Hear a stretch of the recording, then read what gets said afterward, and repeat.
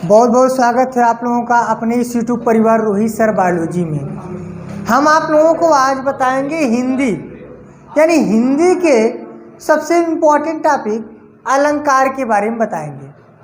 अलंकार होता क्या है, वास्तव में अलंकार होता क्या है और अलंकार का उपयोग वास्तव में क्यों किया जाता है, आप लोगों को इसके बारे में बताएंगे कि अलंकार क्या होता है। चलिए भैया, सबसे पहले अगर अलंकार का हम संधि विच्छेद करें, और सुन लीजिए खास सूचना, आप लोगों को अपने इस यूट्यूब परिवार रोहित सर बायोलॉजी पर आपके बोर्ड से संबंधित जो भी क्वेश्चन है, जो भी प्रश्न है या जो भी डाउट है, सबको दूर किया जाएगा। हिंदी हो गया, फिजिक्स हो गया, केमिस्ट्री हो गया, बायोलॉजी हो गया, या आपको और सब्जेक्ट की कोई प्रॉब्लम होगी तो आप लोग हमसे बता दीजिएगा, आपको सब हम प्रोवाइड करेंगे। आप ये वीडियो बहुत इंपॉर्टेंट होने वाला है, पूरा ध्यान से देख लीजिएगा, अलंकार एकदम क्लियर हो जाएगा। चलिए भैया, अलंकार को अगर हम दो शब्दों में तोड़ देंगे तो यहाँ पे होगा अलम धन कार। क्या होगा? अलम धन कार। अलम का अर्थ क्या होता है और कार क्या क्या होता है? अलम का मतलब होता है आभूषण। क्या होता है? आभूषण। और कार का मतलब होता है करना। कार का मतलब क्या होता है? करना। या आभूषण को हम कहते हैं गहना। क्या कहते हैं? गहना कहते हैं। ध्यान दीजिएगा, हमारे हिंदी के काव्य में कुछ ऐसे शब्द की आवश्यकता पड़ती है कि जो उस हिंदी की शोभा बढ़ा दे। क्या कर दे? उसकी शोभा बढ़ा दे। तो जो शोभा बढ़ाने के लिए जिन शब्द का प्रयोग किया जाता है, जिन गुण का धर्म प्रयोग किया जाता है, जिन धर्म का प्रयोग किया जाता है, उन्हीं को हम क्या कहते हैं? अलंकार कहते हैं। यानी आप अगर समान तौर से समझेंगे, किसी स्त्री के शरीर के शोभा को बढ़ाने के लिए क्या करते हैं? स्त्रियां गहना का उपयोग करती हैं, आभूषण का उपयोग करती है। जैसे कहीं दुकान हो, ज्वेलर्स हो, तो वहाँ पे देखिए लिखा होता है अलंकार, अलंकार केंद्र। अरे अलंकार माने होता है ज्वेलर्स, ज्वेलर्स का मतलब आभूषण, आभूषण माने होता है गहना। यानी स्त्री अपने शरीर को या अपने आप को शोभित करने के लिए, अपने शरीर की शोभा बढ़ाने के लिए कुछ ऐसे चीज का उपयोग करती हैं, कुछ ऐसे गहनों का उपयोग करती हैं जिसे हम क्या कहते हैं? आभूषण कहते हैं। क्या कहते हैं? आभूषण कहते हैं। उसी प्रकार से काव्य की, जो हिंदी में काव्य होता है, उसकी शोभा बढ़ाने के लिए जिन तत्वों का, जिन धर्म का, जिन गुण का उपयोग करते हैं, वो अलंकार कहलाता है। क्या कहलाता है? अलंकार कहलाता है। अब अलंकार का कोई शाब्दिक अर्थ पूछे, आप पूछे कि अलंकार का शाब्दिक अर्थ क्या होता है, यानी अलंकार का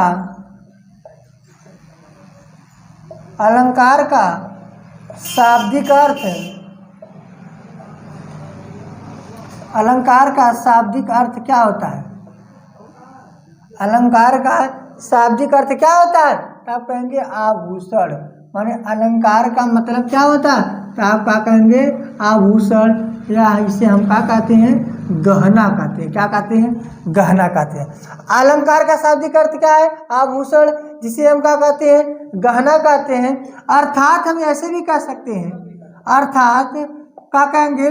सौंदर्य बढ़ाने वाले तत्व, सौंदर्य बढ़ाने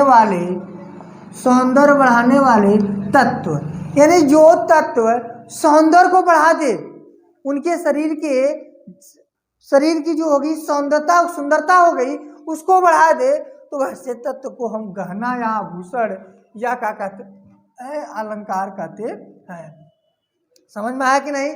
कि अब इसकी कोई परिभाषा पूछे, अच्छा एक तो वैज्ञानिक, यानी वैज्ञानिक आप पढ़ते हैं, विज्ञान में वैज्ञानिक लोग आते हैं, अपनी अपनी मत देकर जाते हैं। वैसे हिंदी में जो कवि है, एक महान कवि है, वो क्या कहे हैं कि उस कवि का नाम क्या है? आचार्य दांडी। क्या है? आचार्य दांडी। आचार्य दांडी के अनुसार, अब आचार्य दांडी जी क्या कह रहे हैं? ध्यान से सुनिए। कह रहे हैं कि काव्य शोभा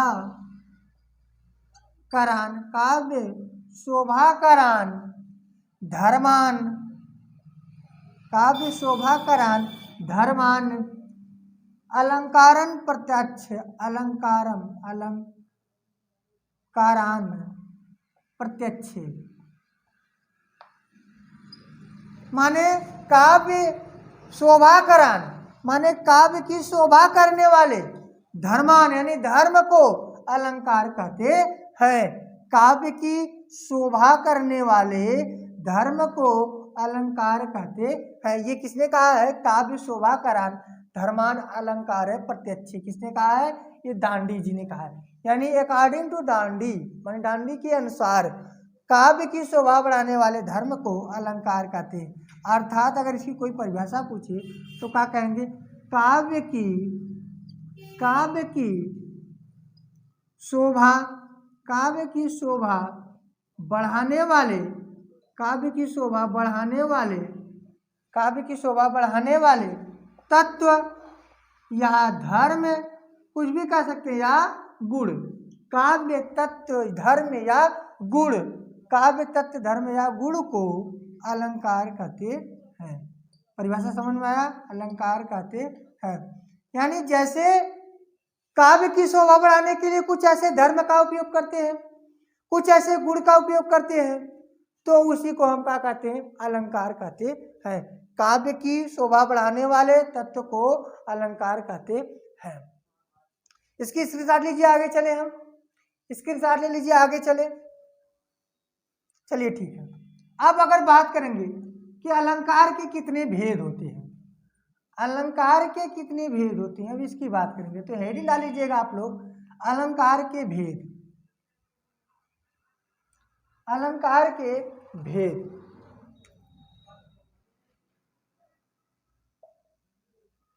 अलंकार के भेद। अलंकार जो होता है वो भैया आपका 3 प्रकार से होता है। पहला होता है शब्दालंकार, शब्दालंकार होता है। दूसरा का होता है अर्थालंकार होता है, शब्दालंकार होता है, अर्थालंकार होता है, और उभयालंकार होता है। क्या होता है? उभयालंकार होता है। ठीक है, शब्दालंकार, अर्थालंकार और उभयालंकार होता है। ये आपके अलंकार के भेद हो गए। तो आप लोग सबसे पहले हेडिंग डाल लीजिए शब्दालंकार। शब्दालंकार क्या होता है? चलिए भैया, अब एक बात समझ लीजिए कि शब्दालंकार होता क्या? जैसे हिंदी है तो हिंदी में आप लोग देखते हैं एक कोई शब्द होता है, उसका कुछ न कुछ अर्थ निकलता है। यानी कुछ शब्द होते हैं उसका कुछ न कुछ अर्थ होता है। जैसे इंग्लिश में कोई एक सेंटेंस होता है, कोई एक वर्ड ले लीजिए, कोई एक वर्ड लीजिए, उसका वर्ड का कुछ न कुछ मीनिंग निकलता है, कुछ न कुछ क्या निकलता है? मीनिंग निकलता है। वैसे यहाँ पे जो शब्द होते हैं उनमें जो होता है, उसमें जो कुछ शोभा बढ़ाता है वो शब्द अलंकार कहते हैं। क्योंकि शब्द को इसका संधि विच्छेद करेंगे तो शब्द हो जाएगा प्लस अलंकार हो जाएगा, शब्द हो जाएगा प्लस अलंकार हो जाएगा। अब कोई पूछे शब्द अलंकार किसे कहते हैं तो क्या कहेंगे? जब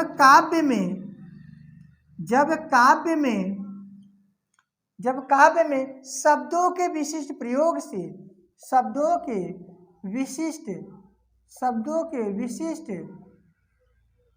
विशिष्ट प्रयोग से सौंदर्य, शब्दों के विशिष्ट प्रयोग से सौंदर्य चमत्कार उत्पन्न हो, सौंदर्य चमत्कार उत्पन्न हो, सौंदर्य चमत्कार उत्पन्न हो, तो वहाँ शब्द अलंकार होता है, शब्द अलंकार होता है। यानी कि जब जो काव्य लिखा होता है उस काव्य में कुछ ऐसे शब्द का उपयोग कर दीजिए, कुछ ऐसे शब्द का प्रयोग कर दीजिए जिसके प्रयोग होते ही वो जो काव्य है, वो जो वाक्य है उसमें चमत्कार उत्पन्न हो जाए, यानी इसकी एक सुंदरता बढ़ जाए, उसको पढ़ने में अच्छा लगने लगे, तो वो कौन सा अलंकार हो गया? शब्दालंकार हो गया। बात समझ में आया ना? शब्दालंकार किसे कहते हैं? कि काव्य में शब्दों के विशिष्ट प्रयोग से प्रयोग से सौंदर्य या चमत्कार उत्पन्न हो तो वहाँ कौन अलंकार होता है? शब्दालंकार होता है। चलिए ठीक है, अब बात करते हैं शब्दालंकार के भेद। शब्दालंकार के कितने भेद होते हैं? शब्दालंकार के भेद, देखिए शब्दालंकार के मुख्यतः 3 भेद होते हैं। पहला होता है अनुप्रास अलंकार, अनुप्रास अलंकार। दूसरा होता है यमक अलंकार, यमक अलंकार। और तीसरा क्या होता है? श्लेष्म अलंकार। ये हो गए किसके भेद? शब्दालंकार के ये भेद है। किसके भेद है? शब्दालंकार के। किस शब्दालंकार के कितने भेद है? शब्दालंकार के 3 भेद है। पहला है अनुप्रास अलंकार, दूसरा है यमक अलंकार और तीसरा क्या है? श्लेष्म अलंकार। चलिए भैया, सबसे पहले अगर बात करेंगे हम अनुप्रास अलंकार की, किसकी बात करेंगे? अनुप्रास की। हेडिंग क्या डालेंगे हम लोग? अनुप्रास अलंकार। अनुप्रास अलंकार, ये आप लोग हेडिंग डाल लीजिएगा, ये इंपॉर्टेंट है। अनुप्रास अलंकार क्या होता है? चलिए भैया ध्यान से देखिएगा कि अनुप्रास अलंकार होता क्या है। अगर हम अनुप्रास को अगर तोड़े तो अनु और प्रास को अलग अलग कर दें। अनु का मतलब हो गया बार बार, अनु माने क्या हो गया? बार बार हो गया। और प्रास माने क्या हो गया? वर्ड हो गया। क्या हो गया? वर्ड हो गया। अनु का अर्थ हो गया बार बार, अब प्रास का हो गया वर्ड। यानी अगर किसी कोई काव्य है, कोई काव्य है या कोई काव्य है या कोई एक सेंटेंस है, तो उस सेंटेंस में अगर वर्ड की आवृत्ति हो, यानी कुछ ऐसे वर्ड हैं जो बार बार आ जाएं, तो वहाँ कौन सा अलंकार होता है? अनुप्रास अलंकार होता है। यानी कि कोई काव्य में वर्णों की आवृत्ति बार बार हो, यानी कोई वर्ड अगर बार बार आएगा तो वहाँ कौन अलंकार होगा? अनुप्रास अलंकार होगा। चलिए अब इसकी हम परिभाषा के बारे में बताएंगे कि अनुप्रास अलंकार किसे कहते हैं। अब बात करेंगे कि अनुप्रास अलंकार किसे कहते हैं। चलिए भैया, अब अनुप्रास अलंकार की हेडिंग डाल लीजिए, अनुप्रास अलंकार। अनुप्रास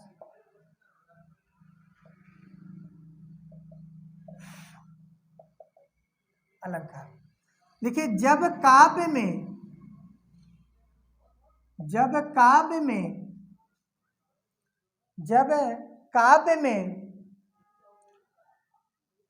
वर्ण की आवृत्ति, जब काव्य में वर्ण की आवृत्ति बार बार हो, वर्ण की आवृत्ति बार बार हो, तो वहाँ अनुप्रास अलंकार होता है। तो वहाँ अनुप्रास अलंकार होता है। यानी अगर कोई काव्य है, उस काव्य में वर्ण की आवृत्ति अगर बार बार हो रही है, यानी कोई एक वर्ण है जो बार बार आ रहा है, तो उस वर्ण की जब आवृत्ति होगी तो वहाँ कौन सा अलंकार होगा? तो वहाँ पे भैया होगा अनुप्रास। ऐसा क्यों होगा? क्योंकि अनु का मतलब होता है बार बार, अनु माने क्या होता है? बार बार होता है, और प्रास माने होता है वर्ण। यानी जो वर्णों की आवृत्ति बार बार होती है तो वहाँ पे कौन अलंकार होता है? अनुप्रास अलंकार होता है। चलिए अगर हम इसकी बात करते हैं उदाहरण की, अनुप्रास अलंकार की उदाहरण दीजिए, तो इसकी होगी तरणी तनुजा तट तमाल। तरणी तनुजा तट तमाल, तरणी तनुजा तट तमाल तरुवर बहुछाए, तरुवर बहुछाए। यानी तरणी तनुजा तट तरुवर बहुछाए। देखिए ये जो काव्य हमने लिखा है, ये जो उदाहरण लिखा है, इसमें एक ऐसा कोई एक वर्ड होगा जो बार बार आया होगा। देखिए त आया है, इधर भी त है, इधर भी त, इधर भी त। यानी देखिए त वर्ड की आवृत्ति हुआ है, यानी काव्य में वर्ड बार बार आ रहे हैं, तो इसलिए कौन सा अलंकार हो गया? कौन सा अलंकार हो गया? अनुप्रास अलंकार हो गया। यानी जहाँ वर्ड की आवृत्ति बार बार होती है वहाँ पे कौन अलंकार होता है? अनुप्रास अलंकार होता है। चलिए अगले उदाहरण की बात करेंगे। चलिए सुज सुजास सुज सुजस सुलभ सुज सुजस सुलभ मोहि स्वामी। आप देखिए यहाँ पे स शब्द की आवृत्ति हो रहा है, इधर भी स, इधर भी स, इधर भी स, यहाँ भी स आया। यानी जहाँ पे वर्णों की आवृत्ति बार बार होती है वहां पे कौन सा अलंकार होता है? कौन सा अलंकार होता है? अनुप्रास अलंकार होता है। अब आगे उदाहरण की बात करें कि चारु चंद्र की चंचल किरणें, चारु चंद्र की चंचल किरणें खेल रही है नभ जल में, खेल रही है नभ जल में। यानी चारु चंद्र की चंचल किरणें खेल रही है जल नभ में। यानी यहाँ पे च वर्ण की आवृत्ति हुआ है, यानी च वर्ण की आवृत्ति बार बार हुआ है, और जहाँ वर्णों की आवृत्ति बार बार होती है वहाँ कौन सा अलंकार होता है? अनुप्रास अलंकार होता है। अब अगर आगे की बात करें, आगे एक और उदाहरण है, ध्यान देखिएगा। चंदू के चाचा ने चंदू के चाची को चांदनी के रात में, चांदनी के रात में चांदनी के चम्मच से, चांदनी के रात में चांदनी के चम्मच से चटनी चटाया। ये देखिए एग्जाम्पल है, ये अनुप्रास अलंकार उदाहरण है, अनुप्रास अलंकार का उदाहरण है। क्योंकि अनुप्रास अलंकार में वर्ण की आवृत्ति बार बार होती है, यानी कोई वर्ण है जो बार बार आएगा। तो इस उदाहरण में च वर्ण की आवृत्ति हो रहा है, इस उदाहरण में च वर्ण की आवृत्ति हो रहा है, यानी च वर्ण जो है वो बार बार आ रहा है। जैसे चंदू के चाचा ने चंदू के चाची को चांदनी के रात में चांदनी के चम्मच से चटनी चटाया। यानी चंदू में भी च, चाचा में भी च, चंदू के चाची में भी च, चांदनी में भी च, और उसके बाद चाँद में भी, चम्मच में भी च, चटनी में भी च, चटाया में भी च। यानी जितने भी है यहाँ पे सब च है। अब इसका स्क्रीनशॉट ले लीजिए, ये इम्पोर्टेंट है कि अनुप्रास अलंकार किसे कहते हैं, उदाहरण दीजिए। तो आप लोग ये अच्छा है, इतनी काव्य में वर्ण की आवृत्ति अगर बार बार होती है तो वहाँ पे कौन अलंकार होता है? तो वहाँ पे अनुप्रास अलंकार होता है। ठीक है, इसको मिटा दें। चलिए ठीक है, अब इसको हम मिटा करके अगले हम अपने इसके अलंकार का जो भेद होता है अगला, यानी कि यमक अलंकार के बारे में बताएंगे। यमक अलंकार क्या होता है, बहुत इंपॉर्टेंट है यमक अलंकार भी। यमक अलंकार क्या होता है ये भी बहुत इंपॉर्टेंट है, आप लोगों को हम बताएंगे। अगर आप लोगों को समझ में आ रहा है, अगर समझ में आया होगा तो आप लोग कमेंट बॉक्स में जरूर बताइएगा, और नहीं समझ में आया है तो भी बताइएगा, आपको हम फिर से ऑनलाइन लेकर के आपको समझा देंगे। दूसरा का क्या है इसका प्रकार? यमक अलंकार। क्या है? यमक अलंकार। इसका अगला भेद क्या है? यमक अलंकार। सर जी यमक अलंकार, अगला भेद इसका क्या है? यमक अलंकार। चलिए ये भी बहुत इंपॉर्टेंट है, ये भी बहुत इंपॉर्टेंट है।